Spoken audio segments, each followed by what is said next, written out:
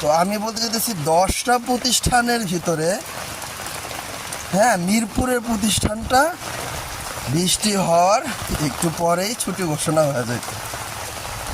Class শুরু হওয়ার 1 ঘন্টা আগে যদি হয় ছুটি দিয়ে দিত। সবার হোয়াটসঅ্যাপ ছিল অথবা মোবাইল নাম্বার ছিল, হ্যাঁ, তো মোবাইল নাম্বারে মেসেজ চলে আসতো যে আজকে ছুটি, আসার দরকার নেই। উন্নত মানের প্রতিষ্ঠান, তারা জানে যে একটা বাচ্চা যদি অসুস্থ হয় সে অন্তত 3 থেকে 4 দিন, 5 দিন, 6 দিন অনুপস্থিত থাকবে। কিন্তু একটা বাচ্চা যদি সুস্থ থাকে তাহলে সে বৃষ্টির পরের দিনই ক্লাস করতে পারবে। তো তারা, তাদের বিবেচনা, তাদের মেন্টালিটি। আর বাকি যে প্রতিষ্ঠানগুলো, যেমন মিরপুরে আরেকটা প্রতিষ্ঠান চাকরি করছি, সেটা অনেক ছোট একটা প্রতিষ্ঠান। বাকি প্রতিষ্ঠানগুলো ছোট, তাদের মেন্টালিটি অন্যরকম, যে বৃষ্টি হোক, এরা ভিজা যাক আর মরুক না জানানো যাক, টিচারদের তো কোনো কথাই নাই।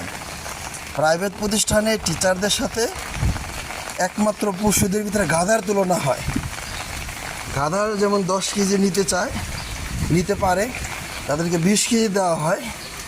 প্রাইভেট প্রতিষ্ঠানদের টিচার এমন।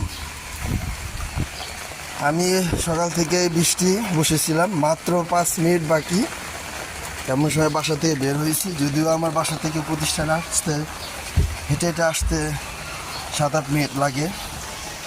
এখন কিছু করার নাই, দেখি যে ছুটির ঘোষণা আছে কি না। না, তো মিরপুরের চাকরি, যে প্রতিষ্ঠানে ছুটির ঘোষণা আসতো সেই প্রতিষ্ঠানে চাকরি করে সব দিক দিকে উন্নতি, সব দিক দিকে আমার খুব ভালো লাগছে।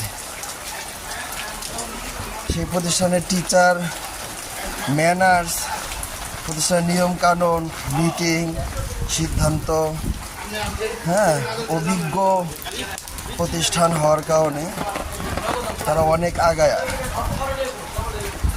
তো যাক, বলার উদ্দেশ্য হলো বৃষ্টি হলে বাচ্চাদেরকে পাঠাবেন না, অবশ্যই পাঠাবেন না প্রতিষ্ঠানে। কারণ আপনার বাচ্চা সুস্থ থাকলে সে সুস্থ স্বাভাবিকভাবে আরও 5 দিন ক্লাস করতে পারবে।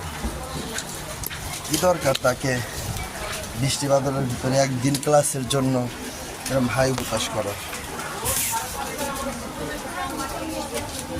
হ্যাঁ, অভিভাবকদের উপরেও রিকোয়েস্ট, একদিন আপনার বাচ্চা পড়ে মানে কি হবে না,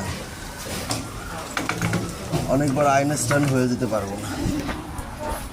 এই জন্যে খুবই রিকোয়েস্ট, বৃষ্টি আসলে বাচ্চাদেরকে পাঠাবেন না, বাচ্চাদেরকে ঘরের ভিতরে রাখুন, তাদের সাথে নিজেও সময় দিন।